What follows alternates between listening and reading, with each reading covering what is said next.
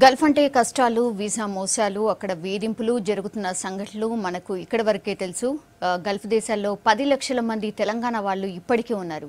1973లో ప్రారంభమైన వలసలు ఇంకా కొనసాగుతూనే ఉన్నాయి. గతంలో ఎదురు డబ్బులు ఇచ్చి వీసా దగ్గరుండి ఇప్పించి మరీ తీసుకుని వెళ్లేవారు. అయితే పెరిగిన కాంపిటీషన్లో ఎదురు డబ్బులు ఇచ్చి మరీ వెళ్తున్నారు. అయితే వీసా మోసాలు, జీతాల్లో మోసం, వేధింపులు ఇలా చాలా ఉన్నాయి. గల్ఫ్కి ఒకవైపు మాత్రమే ఇది.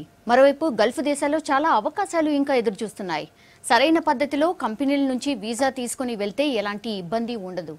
గల్ఫ్ దేశాల్లో ఉన్న ఉపాధి, ఉద్యోగ అవకాశాలు, అలాగే అక్కడి జీవితం గురించి మనతో పాటు చర్చించడానికి నవ తెలంగాణ సమాజం ఫౌండర్, బెహ్రాన్లో తెలంగాణ వాసుల కోసం పాటుపడుతున్న దేవేందర్ రెడ్డి గారు స్టూడియోలో జాయిన్ అవుతున్నారు. దేవేందర్ రెడ్డి గారు, వెల్కమ్ టు స్టూడియోస్ అండి. Thank you madam. సార్, కార్మికులు ఎదుర్కొన్న ప్రధాన సమస్యలు ఏంటి అక్కడ?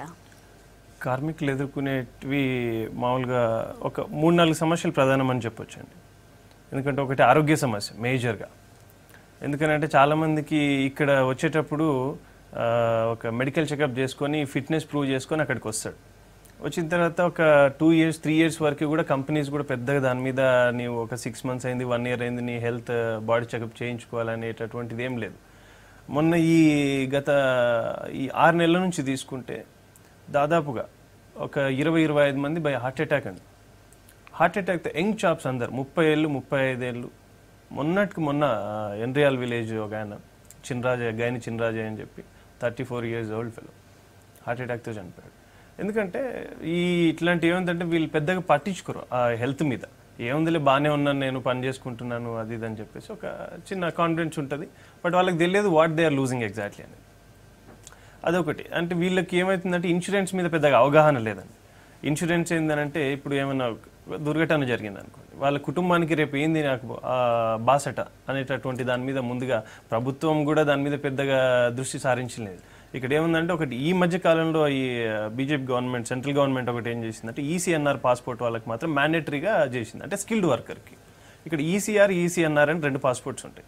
ఈసీఆర్ అనే పాస్పోర్ట్ ఏమో ఇది లేబర్ కార్మికుల కోసం ఉపయోగించేటటువంటి, అంటే వాళ్ళు దాని మీద పెద్దగా పట్టించుకునేది ఏమి ఉండదు.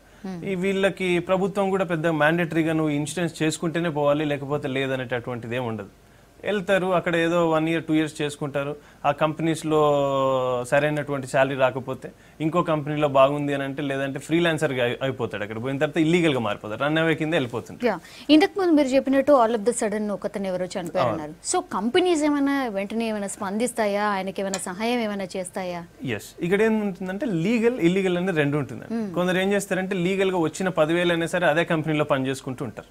కొందరు ఏం చేస్తారంటే ఈ 10,000 నాకు సరిపోవు, నా కుటుంబానికి ఇంకా 20-30 వేలు అయితేనే కానీ నేను నా టార్గెట్స్ రీచ్ అవ్వలేను అన్నటువంటి కొన్ని టార్గెట్స్ పెట్టుకొని వస్తారు. అట్లాంటి వాళ్ళు ఏం చేస్తారంటే సహజంగానే కంపెనీ నుంచి చెప్పకుండా బయటకు వచ్చేసి దొంగచాటుగా పని చేసుకుంటుంటారు. ఫ్రీలాన్సింగ్ అక్కడ 2 గంటలు, ఇక్కడ 2 గంటలు, అట్లా రోజు 10-15 గంటలు పని చేసుకుంటారు. సో లీగల్ గా వెళ్ళిన వాళ్ళు ఇల్లీగల్ అయిపోతారు, రైట్? ఎగ్జాక్ట్లీ. అక్కడ ఏమైతుందంటే ఒకవేళ లీగల్ గా ఉండి దురదృష్టవశాత్తు ఎవరైనా చనిపోతే కంపెనీ దానికి కంపెన్సేషన్ ఇస్తుంది, కొద్ది గొప్ప ఇస్తుంది. అది ఇన్సూరెన్స్ ఉంటే దానికి మ్యాండేటరీగా కంపల్సరీ రావాల్సిన బెనిఫిట్ తప్పకుండా వస్తుంది. కొన్ని కంపెనీస్ ఇస్తాయి, దాంట్లో కూడా ఒక మంచి రెప్యూటెడ్ కంపెనీస్. చిన్న కంపెనీస్ ఉంటే మామూలు పెద్ద ప్రాజెక్టులు లేని చిన్న కంపెనీస్ ఉంటే కూడా అంత పెద్దగా ఏమి ఇవ్వరు. మేము అదే ఎడ్యుకేట్ చేస్తా ఉన్నాం ఎక్కువ. బ్రదర్, మీరు ఇన్సూరెన్స్ అనేది చేయించుకోండి తప్పకుండా. ఇది జస్ట్ ఒక 100-200 రూపీస్ పెట్టుకుంటే మీకు దాదాపు 3-4 లక్షల వర్త్ ఇన్సూరెన్స్ కవర్ అయిపోతుంది, యాక్సిడెంటల్ ఇన్సూరెన్స్. అట్లీస్ట్ ఏదో ఒకటి మనకి బ్యాక్ హోమ్లో మన కుటుంబానికి భరోసాగా ఉంటుంది అన్న ఉద్దేశంతో మేము చాలా ఇది చేసాం. వాళ్ళు ప్రధానంగా ఫేస్ చేస్తున్నది మొన్న దుబాయ్లో ఒక యంగ్ శ్రీనివాస్ అని చెప్పి 30 years old. నేను మొన్న చూశాను, శ్రీనివాసరావు గారు అని ఇక్కడ జువాడ్ శ్రీనివాసరావు గారు వాళ్ళ ఆర్గనైజేషన్ ఉంది. వాళ్ళు దాని ద్వారా ఈరోజు మార్నింగ్ కూడా డెడ్ బాడీ వచ్చినట్టుంది. 30 years old అండి. చాలా బాధ అనిపించింది అసలు. ఆయన చూస్తే ఎట్లా ఉన్నాడంటే యంగ్ చాప్, హార్ట్ అటాక్ అనేదానికి అసలు దానికి వీళ్ళు నాకేం హార్ట్ అటాక్ వస్తుంది అనుకుంటారు. సహజంగా యంగ్స్టర్స్ ఎట్లుంటారో ఎవరు పట్టించుకోరు.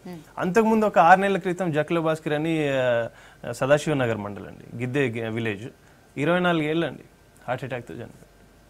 సో ఎవరైనా చనిపోయినప్పుడు సార్ డెడ్ బాడీ తీసుకురావడానికి చాలా కష్టాలు పడాల్సి వస్తుందంటే, మీరు చెప్పిన ఇన్సిడెంట్స్ డెడ్ బాడీస్ వచ్చాయని చెప్తున్నారు, కానీ అంతకంటే ముందు ఇన్సిడెంట్స్ లో చాలా మంది డెడ్ బాడీస్ రాలేని పరిస్థితి, అంటే అక్కడ నుంచి తీసుకురాలేని పరిస్థితి, ఫైనాన్షియల్ ప్రాబ్లమ్స్ ఆల్రెడీ ఉంటాయి. సో అలాంటి సందర్భాలలో ఎలా డీల్ చేయాలి? కొన్ని ఇప్పుడు జీసీసీ కంట్రీస్ లో అండి, గల్ఫ్ కోఆపరేటివ్ కౌన్సిల్ అని చెప్పి ఒక 6 కంట్రీస్ ఉంటాయి జీసీసీలో. మాది బహ్రెయిన్. ఇక్కడ ఏమంటుందంటే కంట్రీకి లా డిఫరెంట్ మారిపోతుంటుంది అనమాట. ఇప్పుడు సౌదీలో ఉండేది మా దగ్గర ఉండదు, మా దగ్గర ఉండేది దుబాయ్లో ఉండకపోవచ్చు, దుబాయ్లో ఉండేది ఖతార్లో ఉండదు. సో ఇక్కడ ఏమవుతుందంటే కొద్ది ఇల్లీగల్గా ఎవరైనా ఉండి చనిపోతే దట్ ఈస్ రియల్లీ డిఫికల్ట్ అండి, చాలా difficult to get the dead body. ఎందుకంటే అక్కడ క్లియరెన్సెస్ చాలా ఉంటాయి, దాదాపు 4-5 రకాల క్లియరెన్స్లు మనము తీసుకోవాల్సి ఉంటుంది. కొద్దిగా మేము మొన్న ఈ ఎండ్రియాల్లో ఎవరైతే గైన్ చిన్నరాజే చనిపోయారో 22nd చనిపోయారు, మేము ఆల్మోస్ట్ మొన్న 4th రోజు డెడ్ బాడీని తెప్పించగలిగాం. నేను అక్కడే ఉన్నాను. ఇన్ఫ్యాక్ట్ మాకు అన్ని వాళ్ళకి మేము రెస్పాన్సిబిలిటీ అయ్యి, ఇప్పుడు ఎందుకంటే ఎవరు లేరు అక్కడ ప్రూఫ్స్ ఇవ్వాలి, ఎంబసీ వాళ్ళు యాక్టివ్ అవ్వాలి, కంపెనీ ఎన్ఓసి ఇవ్వాలి, ఏ వీసా మీద అయితే ఏ ఎంప్లాయర్ మీద వచ్చి ఉంటుండో ఆ ఎంప్లాయర్ ఎన్ఓసి ఇవ్వాలి, ఈ డెడ్ బాడీని తీసుకెళ్ళండి. ఆయన ఎన్ఓసి ఇవ్వనంత వరకు అక్కడ నుంచి మీకు డెడ్ బాడీ కూడా రాదండి. ఒకసారి వీసా అంటే వచ్చిన తర్వాత ఫిట్నెస్ సర్టిఫికేట్ ఉంటే కానీ వాళ్ళు ఎలా చేయరు, రైట్? అవునండి, కంపెనీస్లో. సో ఇంత యంగ్ ఏజ్లో ఎందుకు చనిపోతున్నారు? అక్కడ ఏంటంటే వాతావరణం కొద్దిగా ఇదిగా ఉంటుంది, అంటే ఈ వాతావరణానికి ఆ వాతావరణానికి కొద్దిగా చేంజ్ ఉంటుంది. అంటే హ్యూమిడిటీ ఎక్కువ ఉంటుంది, అక్కడ వేడి ఎక్కువగా ఉంటుంది, 48 degrees Celsius ఉంటుంది, హ్యూమిడిటీ కూడా చాలా భయంకరంగా ఉంటుంది. ఇందులో కార్మికులు వచ్చేసరికి ఏమైతే కన్స్ట్రక్షన్ ఫీల్డ్ ఎక్కువ ఉంటారండి. కన్స్ట్రక్షన్ ఫీల్డ్లో ఉంటే ఏమంటే అవుట్ రైట్ బయట పని చేయాలి. ఇక్కడ ఏమైతే బాడీ డిహైడ్రేట్ అవుతూ ఉంటుంది, దానికి సంబంధించినటువంటి ఈ మెడిసిన్ కానీ లేకపోతే ఎనర్జీ డ్రింక్స్ కానీ తీసుకోరు సహజంగానే. సో అక్కడ ఏమైపోతుందంటే వాళ్ళు తెలియదు, వాళ్ళు అంటే లో బీపీకి గురవుతున్నా, ఐబీపీ గురవుతున్నా, వాడు ఒక్కసారి మొత్తం ఎనర్జీ పోయింది అనుకోండి బాడీలో, ఆటోమేటిక్గా నిస్సహాయత అనేది ఏర్పడుతుంది. అప్పుడు ఆటోమేటిక్గా సైడ్ ఎఫెక్ట్స్ స్టార్ట్ అవుతాయి. ఇంకా మీతో మాట్లాడడానికి కాలర్ వెయిట్ చేస్తున్నారు, యాదగిరి కాల్ చేశారు. హలో మేడం, నమస్తే మేడం. నమస్తే అండి మేడం, నేను మెదక్ నుంచి మాట్లాడుతున్నాను మేడం. చెప్పండి సార్. అది దుబాయ్ వెళ్తే ఏ విధంగా ఉంటుంది ఉపాధి అనేది కనుక్కుందామని కాల్ చేశాను మేడం. యాదగిరి గారు సార్ నమస్తే సార్. నమస్తే బ్రదర్. దుబాయ్లో బ్రహ్మాండమైనటువంటి అవకాశాలు ఉన్నాయండి. గల్ఫ్లో మీరు దుబాయ్ కానివ్వండి, బహ్రెయిన్ కానివ్వండి, ఖతార్, కువైట్, ఒమాన్ ఎక్కడైనా కానీ మనకు అవకాశాలకు కొదవలేదు. ఇప్పుడు వచ్చే 4-5 ఏళ్లలో 50 లక్షల ఎంప్లాయ్మెంట్ రిక్వైర్మెంట్ ఉందని చెప్పేసి మొన్న మన గల్ఫ్ దీంట్లో చూసాం, ఎంప్లాయ్మెంట్ దాంట్లో. అంటే మన వాళ్ళకి ఇక్కడ మేజర్ కావాల్సింది ఏంటంటే స్కిల్డ్ వర్కర్స్ని మనం ప్రమోట్ చేయాలి. ఈరోజు మన రాష్ట్ర ప్రభుత్వం కానీ దీని కానీ మీరు if you are good at skilled like anything, electrician కానీ లేకపోతే ఏసీ మెకానిక్ కానీ ఒక ప్లంబింగ్ ఏదైనా కానీ పర్టికులర్గా ఒక మంచి స్కిల్ మీ దగ్గర ఉంది అని అంటే తప్పకుండా మీరు రావచ్చు బ్రదర్. బట్ ఏంటంటే మా నవ తెలంగాణ సమాజం నుంచి మేము ఎక్కువగా ఎడ్యుకేట్ చేసేది అంటే లేబర్ సిస్టమ్ మీద, లేబర్ ఎక్కువగా రాకూడదు అనేది మా సిద్ధాంతం అండి. లేబర్ ఇన్ కేసు రావాలి, ఇంకా తప్పని పరిస్థితుల్లో ఆప్షన్ లేదు అనుకుంటే మంచి కంపెనీలో రావాలి. మంచి కంపెనీలో వస్తే ఏమైతే కొన్ని ప్రాజెక్ట్స్ లేకపోయినప్పటికీ కూడా వాళ్ళు జీతాలు ఇచ్చి మీకు ఒక కంటిన్యూవేషన్ చేస్తారు. కొన్ని కంపెనీస్ ఎట్లా ఉంటాయంటే 1 year 2 years అయిపోగానే మీకు మళ్ళీ రిటర్న్ పంపించేస్తారనమాట. మీరు వచ్చే ముందు మీరు ఏ కంపెనీకి వెళ్తున్నారు, మీకు అక్కడ ఉన్నటువంటి మీ బ్రదర్స్ కానీ చుట్టాలు ఎవరున్నా కూడా ఒకసారి క్రాస్ చెక్ చేసుకోండి. ఏ కంపెనీకి వస్తున్నా, నాకు అకామిడేషన్ ఎట్లుంటుంది, అక్కడ నాకు ఫుడ్ ఎట్లా ఇస్తారు, మెస్ ఉందా లేదా, నేనే కుక్ చేసుకోవాలా ఏంటి అన్న దాని మీద మీరు క్రాస్ చెక్ చేసుకొని రండి బ్రదర్. బ్రహ్మాండమైనటువంటి అవకాశాలు ఉన్నాయి, నో డౌట్. మీరు ఏం వర్రీ అవ్వద్దు, తప్పకుండా రావచ్చు బ్రదర్. మన ప్రభుత్వం కార్మికులు ఎలాంటి భరోసా ఇస్తే బాగుంటుందంటారు మీ వ్యూలో? మన ప్రభుత్వం ఏంటంటే ఇప్పుడు చాలా మంది ఏజెంట్ల చేతిలో మోసపోతున్నామని ప్రతి ఒక్కరు కూడా, ఇది కామన్ వర్డ్ అయిపోయింది జనరల్గా. ఇప్పుడు ఇది ఏంటంటే ఏజెంట్లను మనం బ్లేమ్ చేయడానికి కూడా లేదండి. ఇన్ఫ్యాక్ట్ ఏమవుతుందంటే గవర్నమెంటే, ఇప్పుడు ప్రభుత్వమే సీరియస్గా మేము రిక్రూట్ చేస్తాం. ఒక ఏజెన్సీ అండి, ఈరోజు ఒక కార్పొరేషన్ సంస్థను ఏర్పాటు చేయొచ్చు ప్రభుత్వం. ఇంతకుముందు మనకు యునైటెడ్ స్టేట్లో హోమ్ క్యాబ్ అని ఒకటి ఉండేది, కానీ వాళ్ళు ఎప్పుడు కూడా దాన్ని పెద్ద ప్రాచుర్యం తీసుకొచ్చి ప్రజలకు అవగాహన కల్పించి మీరు దీని ద్వారానే పోండి అన్న సందర్భాలు ఎక్కడ లేదు. ఇన్ఫ్యాక్ట్ మేము గల్ఫ్కి వెళ్ళేంత వరకు మాకు కూడా తెలియదు ఇంకో సంస్థ ఉంది అని చెప్పి. ఇప్పుడు ఎట్లాగో బైఫర్కేట్ అయిపోయింది. ఇప్పుడు ప్రభుత్వం కూడా దీని ద్వారా ఒకటి మన తెలంగాణ రాష్ట్రం ద్వారా కూడా ఓవర్సీస్ మ్యాన్ పవర్ కంపెనీ అని చెప్పి ఒకటి పెడతా ఉంది. దాన్ని యాక్టివ్ మోడ్లోకి తీసుకొచ్చేసి ప్రజల్లో అవగాహన కల్పించాలండి. ప్రభుత్వమే ఇన్సూరెన్స్ని తీసుకురావాలి. ఇప్పుడు 60,000 ఏజెంట్ గట్టి ఒక లేబర్ బ్రదర్ బయటకు వస్తున్నాడు అండి, ఒక కార్మికుడు 60,000 ఏజెంట్ గట్టి వస్తున్నాడు. దీనిలో 60,000 కంటే 20,000 ప్రభుత్వమే ఛార్జ్ చేసి కుటుంబానికి భరోసాగా నేనున్నాను, నువ్వు గల్ఫ్ పోయినాక నీకు ఏ బాధ, లేకపోతే నీకు జాబు పోయినా, లేకపోతే నీకు ఏ ఇబ్బంది వచ్చినా, ఏమైనా దుర్సంఘటనలు జరిగినా కూడా మేము ప్రభుత్వం మీకు బాధ్యత అని చెప్పేసి ఒక భరోసా ఇవ్వగలిగితే ఈరోజు బ్రహ్మాండమైనటువంటి ఒక భరోసా కలుగుతుందండి ప్రజలకి. మరో కాలర్ వెయిట్ చేస్తున్నారు, కరీంనగర్ నుంచి హరిబాబు గారు కాల్ చేస్తున్నారు. చెప్పండి హరిబాబు గారు. హలో హరిబాబు గారు నమస్తే అండి, చెప్పండి. నమస్కారం, good afternoon sir. Good afternoon sir. మీరు దీప్మింద్ర రెడ్డి గారు అండి? ఏంటండి? సార్ నా పేరు హరిబాబు అండి. చెప్పండి సార్. మీ డౌట్ ఏంటో చెప్పండి సార్. మా డౌట్ నుండి బెహ్రైన్ లో మా సిస్టర్స్ వర్క్ చేస్తున్నారండి, ఇంట్లో పనికని చెప్పి వెళ్ళారు. ఓకే. వాళ్ళు రీసెంట్ గా ఇంటికి వద్దామని చెప్పేసి ప్లాన్ చేస్తున్నారండి, ఇంటికి వద్దామని చెప్పేసి ఆంధ్ర అన్నది. ఓకే అండి. ఓకే అండి. వాళ్ళు చెప్తే సరే అలాగే పంపిస్తామని చెప్పి చెప్పారంట వాళ్ళు ఫస్ట్. ఓకే. తర్వాత ఉండి వీళ్ళు ఇంటికి వెళ్ళిపోతే రారు, మాకు మళ్ళీ వర్కర్స్ కావాలి లేదు, వాళ్ళు ఏం ప్లాన్ చేశారో తెలియదు, వాళ్ళని ఏదో దొంగతనం కేసు పెట్టేసి జైల్లో వేసినారంట ప్రస్తుతానికి 3 లేడీస్ ని. ఓకే. ఓకే. ఏమన్నా నేమ్స్ ఏమైనా ఐడియా ఉన్నాయండి? పేర్లు ఏమైనా చెప్పగలరా? పేర్లు చెప్తానండి. చెప్పండి బ్రదర్. టి వెంకటమ్మ అని మా సిస్టర్. ఓకే. మూగి బుజ్జమ్మ అని సిస్టర్ ఉంటుంది ఇంకొక ఆమె. ఓకే. ఆమెతో పాటు ఆ ఇంట్లో ఇంకొక ఆమె పనిచేస్తుండే కాకినాడ ఆమె కూడా వాళ్ళ ముగ్గురిని కలిపి జైల్లో పెట్టినారండి ప్రస్తుతానికి. ఓకే. వర్క్ చేయట్లేదు అంతే. రైట్. వాళ్ళు ఏదో ఒక ల్యాండ్ నెంబర్ అని చేస్తున్నారు, ల్యాండ్ నెంబర్ అంట అది, నేను కనుక్కుంటే ల్యాండ్ నెంబర్ అని తెలిసింది, అది జైల్లో నెంబర్ అంట. ఏ ఏరియాలో ఇప్పుడు ఇప్పుడు మన సల్మానియానా ఎక్కడ ఏరియాలో పనిచేస్తున్నారు అని చెప్పగలరా? వాళ్ళు ఏరియాలో చెప్పలేదండి, వాళ్ళ సాయంత్రం ఫోన్ చేస్తే నేను కనుక్కుంటా అని చెప్తున్నాను. వాళ్ళు ఏదో ఒక నెంబర్ నుంచి ఫోన్ చేసి, ఆ నెంబర్ అయితే ఉంది నా దగ్గర ప్రస్తుతానికి. ఓకేనండి. వాళ్ళ ఏరియా చెప్పలేకున్నారు, నాకు తెలియట్లేదు అంటున్నారు. మీరు నాకు అంటే మరి ఒకసారి మళ్ళీ మీడియా వాళ్ళని సంప్రదించి నా నంబర్ కావాలంటే ఒకసారి తీసుకోండి బ్రదర్, కాంటాక్ట్ చేయండి తప్పకుండా. ఇప్పుడు ఏం లేదు, ఆమ్నెస్టీ అని క్షమాభిక్ష పథకం గవర్నమెంట్ ఇంట్రడ్యూస్ చేసిందండి లాస్ట్ మంత్ జూలై నుంచి. ఈ క్షమాభిక్ష పథకంలో ఎవరైనా ఇల్లీగల్గా ఉన్న ప్రతి వ్యక్తి కూడా ఇప్పుడు ఇండియాకి రావడానికి అవకాశం ఉంది. లేదు అక్కడే ఉద్యోగం చేసుకుంటామంటే కూడా అక్కడే నీకు మళ్ళీ కొత్త ఎంప్లాయర్ని ఎవరైతే వీసా స్పాన్సర్ చేస్తాడో ఆయనను పట్టుకొని మళ్ళీ వీసా జాబ్లో కూడా నువ్వు లీగల్ అవ్వడానికి ఒక అవకాశం ఉంది. సో మీరు వాళ్ళకి చెప్పండి, వీసా లేకపోయినా లేదు రావాలి అనుకుంటే సింపుల్గా అండి ఇండియన్ ఎంబసీకి వెళ్ళిపోవాలండి. ఇండియన్ ఎంబసీకి వెళ్ళి అక్కడ మనం కంప్లైంట్ చేయాలి, సో అండ్ సో ఎంప్లాయర్ అండి మాకు ఇట్లా అరెస్ట్ చేస్తూ ఉన్నాడు అని చెప్పేసి మనం రిటర్న్గా ఒకటి ఇవ్వగలిగితే తప్పకుండా embassy will be take care అండి. దాంట్లో ఎట్లాంటి ఇబ్బంది లేదు. మీరు ఒకసారి నాకు నంబర్ అది ఇవ్వండి, నేను ఫాలోఅప్ చేస్తానండి. మన ఆర్గనైజేషన్ నుంచి మన వెల్ఫేర్ టీం ఉంది అక్కడ, తప్పకుండా మనం ఇది చేద్దాం. మా లీగల్ సెల్ డిపార్ట్మెంట్ వాళ్ళు కూడా ఉన్నారు, చూస్తారండి. సో ఫ్యామిలీస్కి గల్ఫ్ కంట్రీస్ ఎంత సేఫ్ అంటారండి? చాలా బాగుంటుందండి. చాలా మందికి ఒక మిస్పర్సెప్షన్ ఏముందంటే ఫ్యామిలీస్ అనగానే ఏదో సౌదీ అనగానే లేకపోతే దుబాయ్ అనగానే అక్కడ బాగుండదు ఇది అని అనుకుంటారు. కానీ ఒక 30-40 ఏళ్ళ నుంచి ఫ్యామిలీస్ అక్కడ ఉంటున్న వాళ్ళు ఉన్నారు, మన తెలుగు వాళ్ళండి స్పెషల్గా. చాలా మంది సెటిల్ అయిన అటువంటి వాళ్ళు ఉన్నారు. ఫ్యామిలీస్ ఎవ్వరు కూడా డౌట్ పడాల్సిన అవసరం లేదు. బ్రహ్మాండమైనటువంటి కల్చర్ అక్కడ మనం ఇది చేసుకోగలుగుతున్నాం. మనకు పిల్లలకి కూడా మన స్క్రిప్చర్స్ మన సంప్రదాయాల మీద కూడా అద్భుతమైనటువంటి ఇది పెంపొందించడానికి మన సంస్థలు కూడా ఉన్నాయి. Like Satya organization, art of living, ISKCON, వీళ్ళందరూ కూడా ఎంతో అద్భుతంగా మన కల్చర్ మీద పనిచేస్తూ ఉన్నారండి. ఫ్యామిలీస్కి చాలా బ్రహ్మాండంగా ఉంటుంది. ఎవరికి ఒక ఇంజనీర్ గానో, ఒక డాక్టర్ గానో, లేకపోతే ఒక ఫిజియోథెరపిస్ట్ గానో, ఒక హోటల్ మేనేజ్మెంట్ స్టూడెంట్ మీద ఏ ఆపర్చునిటీ వచ్చినా ఎవరైనా గల్ఫ్కి యాక్సెస్ కావచ్చండి. Gulf countries are really good, they are safe అండి అంతే. అబుదాబి నుంచి తెలంగాణ సమితి ప్రెసిడెంట్ గారు పృథ్వీరాజ్ గారు ఫోన్ లైన్లో మనతో పాటు జాయిన్ అవుతున్నారు. పృథ్వీరాజ్ గారు నమస్తే అండి. సార్ నమస్తే సార్.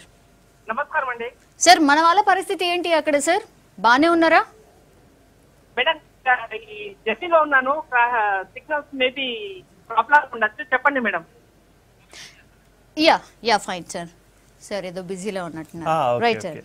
అంటే పృథ్వీరాజ్ గారు is the very good active coordinator అండి. వాళ్ళు ఏదో సంస్థ కూడా, ఐఎమ్ రియల్లీ సారీ పృథ్వీరాజ్ గారు, సంస్థ పేరు మర్చిపోయాను నేను, బట్ బాగా పనిచేస్తున్నారండి వీళ్ళు. తెలుగు సమితి, తెలుగు సమితి సంథింగ్ లైక్ దట్. మొన్న బారెన్ కూడా వచ్చారు మేము ఫార్మేషన్ డే చేసినప్పుడు. బ్రహ్మాండంగా ఉన్నాయి ప్రతి దగ్గర కూడా. మన తెలంగాణ కార్మికులను ఉద్దేశించి మీరు అబుదాబిలో కానివ్వండి, దుబాయ్లో కానివ్వండి, షార్జాలో కానీ ప్రతి చోట కూడా అంత యంగ్స్టర్స్ మంచి ఒక special interest of our blue colour people, they started the organisation. అవకాశాలు ఏ రంగాల్లో ఎక్కువగా ఉన్నాయి?